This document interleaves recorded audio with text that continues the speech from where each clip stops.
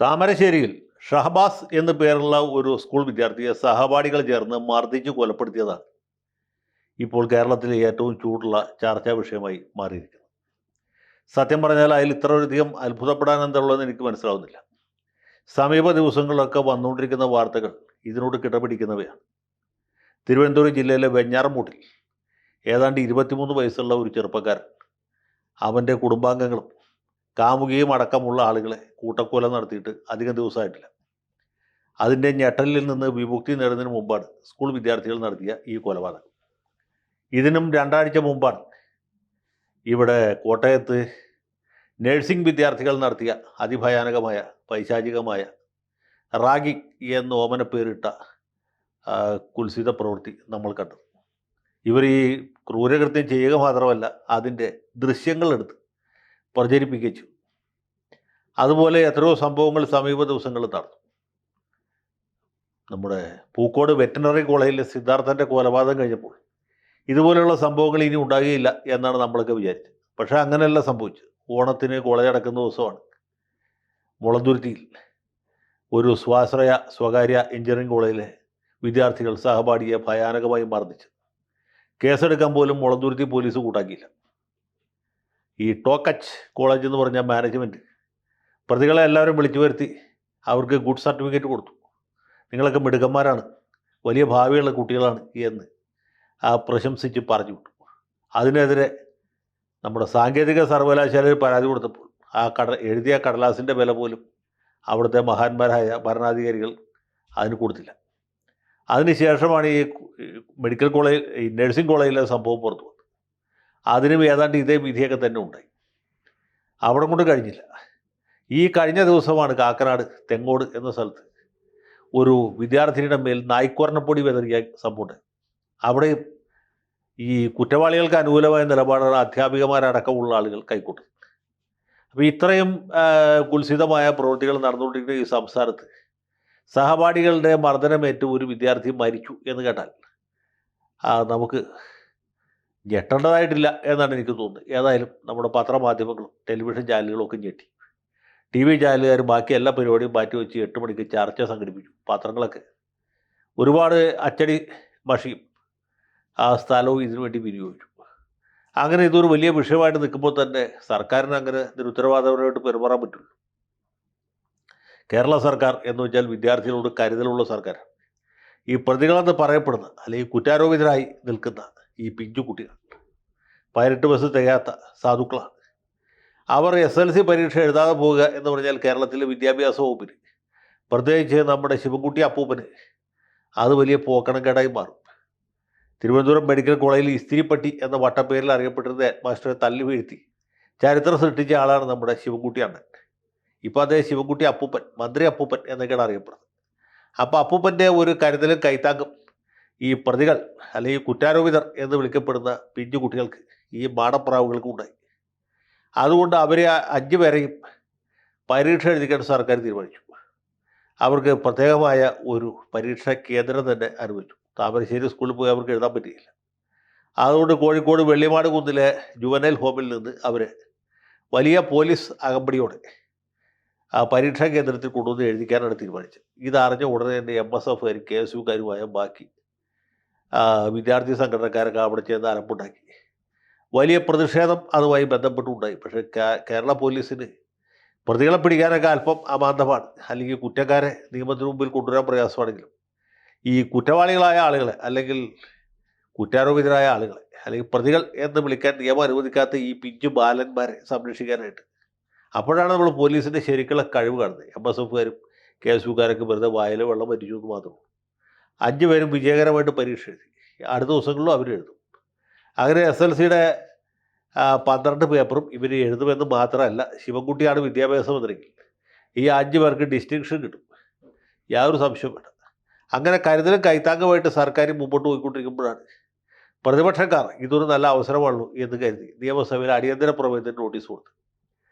എന്നാൽ ഇവരെ ഞെട്ടിക്കാമെന്ന് സർക്കാർ ബഹുമാനപ്പെട്ട സ്പീക്കർ തീരുമാനിച്ചു. സഭാനാഥനായ സ്പീക്കർ സഭ നിർത്തിവെച്ച് ഈ വിഷയം ചർച്ച ചെയ്യാൻ തീരുമാനിച്ചു. അപ്പോഴല്ലേ പ്രശ്നം തുടങ്ങുന്നത്. മുൻ ആഭ്യന്തരമന്ത്രിയും മുൻ KPCC പ്രസിഡന്റും മുൻ പ്രതിപക്ഷ നേതാവുമായിരിക്കുന്ന നമ്മുടെ മഹാനായ രമേശ് ചെന്നിത്തല സാറാണ് അടിയന്തര പ്രമേയത്തിന് അവതരണാനുമതി നേടിയത്. അദ്ദേഹം പ്രസംഗവശാൽ മഹാനായ നമ്മുടെ മുഖ്യമന്ത്രിക്ക് മിസ്റ്റർ ചീഫ് മിനിസ്റ്റർ എന്ന് വിശേഷിപ്പിച്ചത് വലിയ പ്രശ്നമായി. ഇദ്ദേഹത്തെ ആരും മിസ്റ്റർ ചീഫ് മിനിസ്റ്റർ എന്ന് വിളിക്കില്ല. ഈ ഒന്നാം പിണറായി സർക്കാരിൻ്റെ കാലത്ത് മന്ത്രിയായിരുന്ന മേഴ്സിക്കുട്ടിയമ്മ മന്ത്രിസഭാ യോഗത്തിനിടയിൽ സഖാവ് പിണറായി വിജയനെ വിജയേട്ടാ എന്ന് വിളിച്ചു എന്നും കേട്ടിട്ടുണ്ട്. ഉടനെ പുള്ളി കോപാകുലനായി. അങ്ങനെ വിജയേട്ട എന്നൊന്നും വിളിക്കാൻ പാടില്ല, ഇത് മുഖ്യമന്ത്രിയാണ്.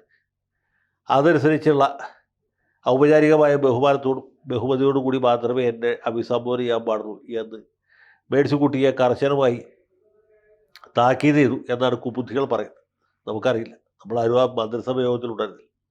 ഏതായാലും അതിൽ പിന്നെ മേഴ്സിക്കുട്ടി അമ്മയ്ക്ക് അധികം നാൾ അങ്ങനെ അഭിസംബോധനയുടെ വന്നിട്ടില്ല. കഴിഞ്ഞ തെരഞ്ഞെടുപ്പിൽ അവർ തൂക്കുകയും ചെയ്തു. ഇവരിപ്പോൾ മുൻ മന്ത്രി മേഴ്സിക്കുട്ടി എന്ന പേരിലാണ് അറിയപ്പെടുന്നത്. ഏതായാലും ഇദ്ദേഹം ഒന്നുകിൽ ക്യാപ്റ്റൻ, അല്ലെങ്കിൽ ഫിനിക്സ്, അല്ലെങ്കിൽ കാരണഭൂതൻ, അല്ലെങ്കിൽ ബുള്ളറ്റ് വിജയൻ, അങ്ങനെയൊക്കെയാണ് അറിയപ്പെടുന്നത്. പക്ഷെ പുള്ളി അർഹിക്കുന്ന, അല്ലെങ്കിൽ പുള്ളി ആഗ്രഹിക്കുന്ന, മറ്റുള്ളവർ അദ്ദേഹത്തെ വിളിക്കണം എന്ന് അദ്ദേഹം അഭിലഷിക്കുന്ന അഭിസംബോധന ഇതൊന്നുമല്ല. അഖില കേരള ചക്രവർത്തി പിണറായി വിജയൻ മഹാരാജാവ് എന്ന് വിളിക്കണമെന്നാണ് പുള്ളി ആഗ്രഹിക്കുന്നത്. നമ്മുടെ പണ്ട് തിരുവിതാംകൂർ മഹാരാജാവിനുണ്ടായിരുന്ന ചില ടൈറ്റിലുകളുണ്ട്. വഞ്ചിട്ടോടി കിരീടപതി, കുലശേഖര കിരീടപതി, മന്നേ സുൽത്താൻ, ഷംഷർ ജംഗ് എന്നൊക്കെയാണ്. അതുപോലെ ഇദ്ദേഹത്തെ നമ്മൾ ആ രീതിയിൽ അഭിസംബോധന ചെയ്യണം. ചക്രവർത്തി തിരുമനസ് എന്ന് വേണം പുള്ളിയെ അഭിസംബോധന ചെയ്യാനായിട്ട്. അതുപോലെ മരുമോൻ തിരുമനസിന് ഇളയരാജാവ് തിരുമനസ് എന്ന് വേണം അഭിസംബോധന. കാരണം കിരീടാവകാശി പുള്ളിയാണ്. അതുകൊണ്ട് കുലശേഖരപതി, കിരീടപതി, വഞ്ചിട്ടോടിപതി, പിണറായി മഹേശൻ, മഹാത്മാവ്, ചക്രവർത്തി തിരുമനസ് എന്നൊക്കെ വേണം അദ്ദേഹത്തെ അഭിസംബോധന. അല്ലാണ്ട് ഈ ചെന്നിത്തല ചെയ്തുകൊണ്ട് മിസ്റ്റർ കരുണാകരൻ എന്നൊക്കെ, മിസ്റ്റർ ചീഫ് മിനിസ്റ്റർ എന്നൊക്കെ വിളിക്കുന്നത് തികച്ചും തെറ്റാണ്.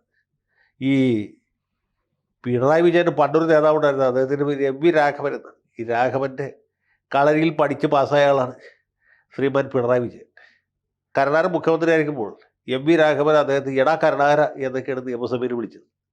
കരുണാകരൻ ആൾ തമാശക്കാരനായതുകൊണ്ട് ഇതൊക്കെ പുള്ളി വിളിച്ചോട്ടെ എന്ന് വിചാരിച്ചു. കാരണം എം വി രാഘവനെ ആർക്കും പറഞ്ഞ് തിരുത്താൻ പറ്റുകയില്ല. അല്ലെങ്കിൽ കരുണാകരൻ പറഞ്ഞാൽ എന്നെ കേരള ചക്രവർത്തി എന്ന അഭിസംബോധന ചെയ്യണം എന്ന്. മാത്രമല്ല കരുണാകരൻ ഒരിക്കലും ഈ പിണറായി വിജയൻ ഉണ്ടായിരുന്ന അത്രയും ആർഭാടമോ താടിയോ ഒന്നും ഉണ്ടായിരുന്നില്ല. കരുണാകരൻ പോകുമ്പോൾ മുമ്പിൽ ഒരു പൈലറ്റ് വണ്ടി, പുറകിലൊരു എസ്കോർട്ട് വണ്ടിയുമാണ് ഉണ്ടായിരുന്നത്. നടുവിൽ കരുണാകരൻ്റെ വണ്ടി. ഇപ്പോൾ അങ്ങനെ വല്ലതാണ് 22 വാഹനങ്ങളുടെ, കവചിത വാഹനങ്ങളുടെ, പിന്നെ ആംബുലൻസിൻ്റെ, ഫയർ എഞ്ചിൻ്റെ എന്താണ് അകമ്പടിയോടുകൂടി നാട് നെട്ടുന്ന ഒരു മുഖ്യമന്ത്രിയെ കണ്ടിട്ടുണ്ടോ? മഹാരാജാവിനെ കണ്ടിട്ടുണ്ടോ? തിരുവിതാംകൂറിൽ മഹാരാജാവ് ഉണ്ടായിരുന്ന കാലത്ത് അദ്ദേഹത്തിന് ഇത്ര വലിയ ആർഭാടവും ഇതുപോലുള്ള അകമ്പടിയൊന്നും ഉണ്ടായിരുന്നില്ല. അപ്പോൾ അവരെ പോലെയൊന്നുമല്ല. ബാലരാമവർമ്മ മഹാരാജാവ് സ്ഥാനമൊഴിഞ്ഞുകയോ പിന്നീട് തീപ്പെടുകയൊക്കെ ചെയ്തപ്പോഴും തിരുവിതാംകൂറിൽ അല്ലെങ്കിൽ കേരളത്തിൽ രാജഭരണം അവസാനിച്ചിട്ടില്ല. പിണറായി വിജയനാണ് യഥാർത്ഥ മഹാരാജാവ്, അല്ലെങ്കിൽ കേരള ചക്രവർത്തി. അദ്ദേഹം അർഹിക്കുന്ന ബഹുമാനത്തോടി തന്നെ അദ്ദേഹത്തെ, അർഹിക്കുന്ന ആദരവോടി തന്നെ അദ്ദേഹത്തെ നമ്മൾ അഭിസംബോധന ചെയ്യാൻ പഠിക്കണം.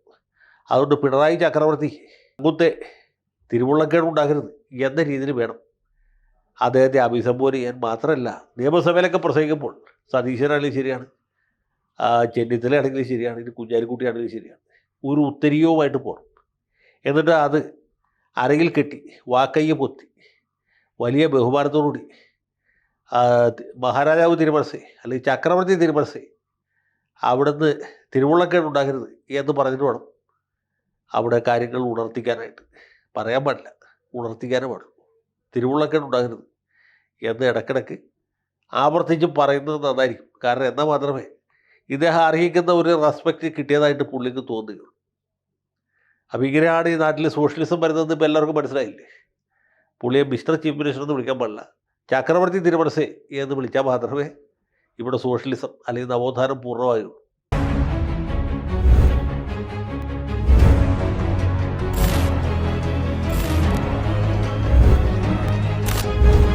കൂടുതൽ വാർത്തകളും വിശേഷങ്ങളും നിങ്ങളിലേക്ക് എത്താൻ ABC മലയാളം സബ്സ്ക്രൈബ് ചെയ്യുക, ബെൽ ബട്ടണും അമർത്തുക.